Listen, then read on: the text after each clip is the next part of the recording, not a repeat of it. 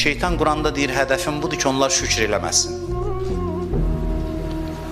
Şükür eləməsin, niyə? Adam hasan şükür eləyir? Adam o zaman şükür eləyir ki, şaddır. Şeytan deməli bizi qəmləndirir, qəmə qüssəyə salır ki, biz narahat olaq, şükür eləməyək. Şükür nə deməkdir? Şükür yəni çox razıyam, təşəkkür. Yəni ona kimsə sənə yaxşılıq eləyəndə deyirsən də bu sözü. Allah sənə ləzzətli həyat bəxş etdiyi üçün ona şükür eləyə bilərsən. Ona görə deyir şükrün təsəvvürünün, deyir bəlalara səbir.